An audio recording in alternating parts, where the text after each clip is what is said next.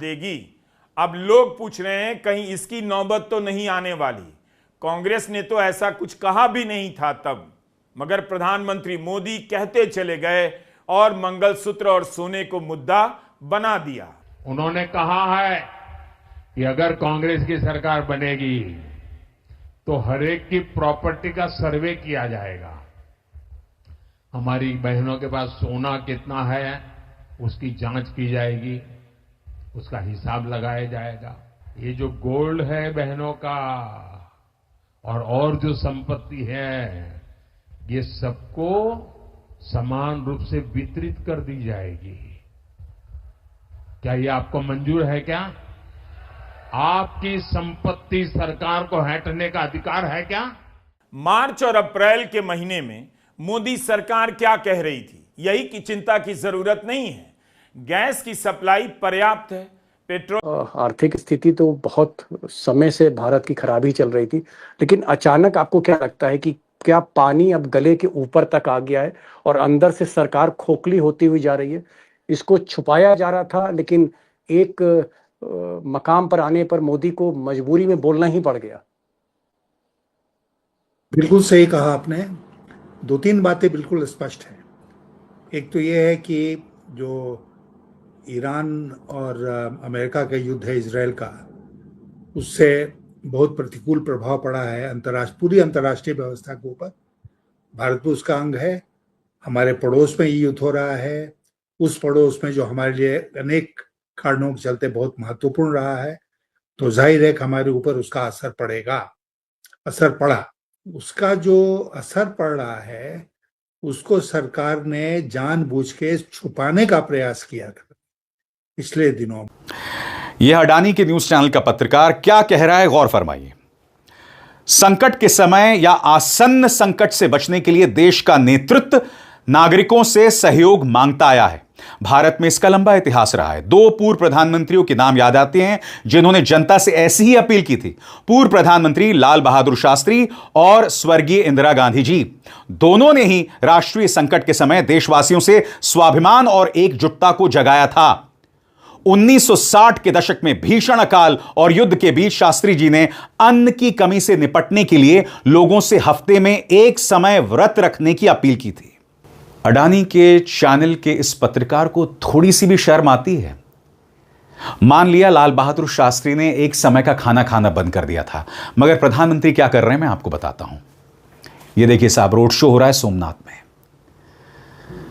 और सबसे बड़ी बात, कल शाम को के जरिए इन गाड़ियों में फूके गए पेट्रोल डीजल के बारे में हिसाब लगाने की कोशिश की तो पता चला कि उज्जैन से भोपाल तक लगभग 200 किलोमीटर की दूरी तय करने में लगभग 9 से 10 हजार लीटर तेल फूका गया। एक छुटभैया टाइप के नेता को जब बीजेपी राज में एक निगम के अध्यक्ष की कुर्सी मिली तो एक दिन में 9-10 हजार डीजल पेट्रोल फूक कर मोदी जी की नसीहत को यह ऐसे सलामी दे गया। छुटभैया इसलिए कह रहा हूं क्योंकि सौभाग्य सिंह ठाकुर का नाम मैंने आज के पहले नहीं सुना था। थोड़ी रिसर्च की तो पता चला भाई साहब संघ से जुड़े हैं, संघ की शैक्षणिक शाखा का हिस्सा रहे हैं, सियासी तौर पर कोई खास हैसियत नहीं है। पाठ्य पुस्तक निगम के अध्यक्ष के तौर पर इन्हें मंत्री का दर्जा मिला है। मतलब मंत्री का दर्जा प्राप्त एक संघी सौभाग्य सिंह ठाकुर अगर सैकड़ों गाड़ियों के साथ अपना जलवा बिखेरने निकल सकते हैं तो बीजेपी के बाकी मंत्रियों के बारे में आप सोचिए। ऐसी तस्वीरें किसी भी राज्य में देखने को मिल जाएगी। कल ही गाड़ियों की किल्लत की चपेट में आ सकता है, लेकिन चूंकि चुनाव सिर पर था, पूरी सरकार देश को बताती रही कि हमारे पास पर्याप्त भंडार है, कहीं कोई दिक्कत नहीं है। कई देशों ने अपने हिसाब से तेल और गैस को रेगुलेट करने की कोशिश की, बहुत तरह के इंतजाम किए। हम हाथ पर हाथ धरे बैठे रहे क्योंकि जनता में कोई ऐसा संदेश नहीं देना चाहते थे कि संकट भारत तक भी आ चुका है। चुनाव खत्म होते ही देश की मुश्किलें याद आ गई। आज भी जब तमाम अखबारों में मोदी के बयान से उपजी चिंता की खबरें छपी है तो रक्षा मंत्री राजनाथ सिंह का एक बयान भी छपा है जिसमें वो कह रहे हैं कि देश के लोगों को घबराने की बिल्कुल जरूरत नहीं है, देश में पेट्रोल डीजल का पर्याप्त भंडार है। मतलब एक तरफ आप देश के लोगों को डरा भी रहे हैं, चिंता में भी डाल रहे हैं, महंगाई का अंदेशा भी दिखा रहे हैं और फिर यह भी कह रहे हैं कि हमारे पास किसी चीज की कोई कमी नहीं है। शरद पवार ने आज ही कहा है कि सरकार को ऑल पार्टी मीटिंग बुलाकर विपक्ष को भरोसे में लेना चाहिए और सारी स्थितियों के बारे में बताना चाहिए और उस बैठक में खुद प्रधानमंत्री को मौजूद रहना चाहिए, क्योंकि सब कुछ कहेंगे कुछ, बोलेंगे कुछ, तभी बीजेपी के नेताओं के बयान। और जैसा कि मैंने कहा, अभी तो चुनाव होने, आप देखिए ना 3 महीने बाद से क्या होता है, कितनी गाड़ियों के काफिले निकलते हैं, जनता लटक कर जाए, कार पूल करके जाए, वर्क फ्रॉम होम करे, घर ही से करे, 1 साल तक सब बचाए, विदेश यात्रा न करे, छुट्टियां न मनाए, गहने न खरीदे, शादी में खर्च न करे, सोना न, सब कुछ जनता करे। बस आप वही करिए जो आप कर रहे हैं। तमाम नेताओं के बयान आए।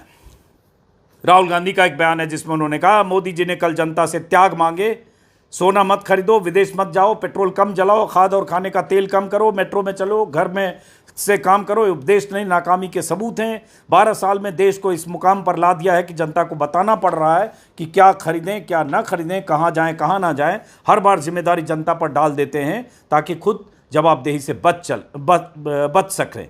उसी तरह से कांग्रेस ने भी बोला है, संजय सिंह का बयान, प्रियंका चतुर्वेदी का बयान है। भारत के आर्थिक संकट पर ईरान के खिलाफ युद्ध का असर तो है, उसके कारण यह संकट बढ़ा है, मगर भारत की अर्थव्यवस्था पहले से ही अच्छा नहीं कर रही थी। अभी तक इस झूठ को शेयर बाजार की कमाई दिखाकर छुपाया जा रहा था, लेकिन अब शेयर बाजार भी कई महीनों से नेगेटिव रिटर्न में है। 2024 के चुनाव में प्रधानमंत्री मोदी शेयर मार्केट में उछाल की बातें करने लगे थे। सरकार बनने के बाद से लगता है शेयर मार्केट उछलना एंड कूदना बोथ भूल चुका है, हर समय लुढ़कता रहता है। तो भारत की अर्थव्यवस्था को लेकर जो झूठ बोला जा रहा था, उस झूठ से पर्दा हट गया। विदेशी निवेशक भारत की असली कहानी समझ चुके हैं। इसी साल जनवरी में दिल्ली में एआई को लेकर ग्लोबल सम्मेलन हुआ। याद कीजिए कितनी बदनामी हुई। बीजेपी किस तरह से चुनाव जीत रही है आप देख रहे हैं।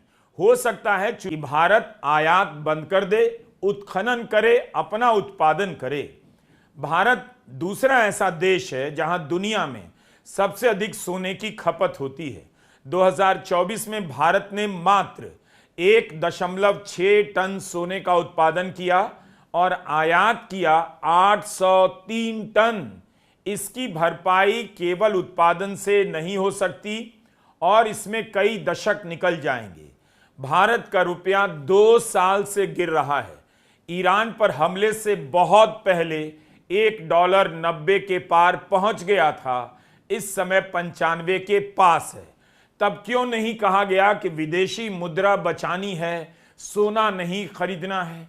इतने लंबे समय तक सरकार ने रुपए की कमजोरी को लेकर चिंता नहीं की, ना विपक्ष के सवालों का जवाब देना जरूरी समझा कि जब मनमोहन सिंह की सरकार के समय $1। जी हाँ प्यारे दोस्तों, आपका स्वागत करते हैं आपके अपने चैनल में।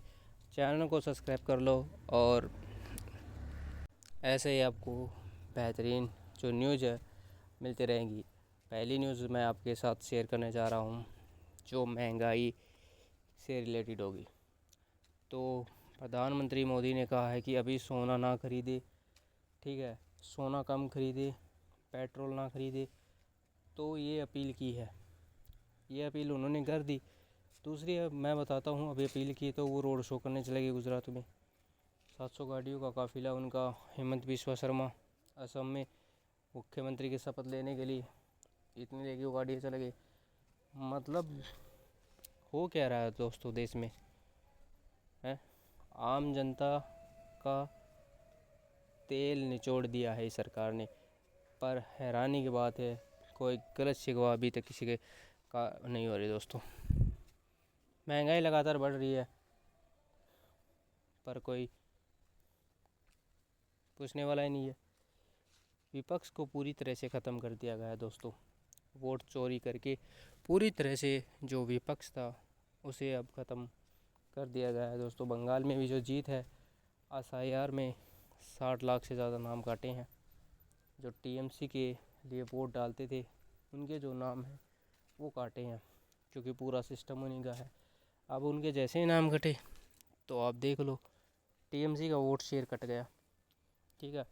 और TMC को हराने के लिए जागीर एक नया उनका जो हुमायूं कबीर के सहारा लिया गया उनसे बयान दिलाए गए, ठीक है, और उसका रिजल्ट मिला कि टीएमसी सत्ता से बाहर हो गई और उसकी जगह बीजेपी सत्ता पे कंट्रोल कर गई है।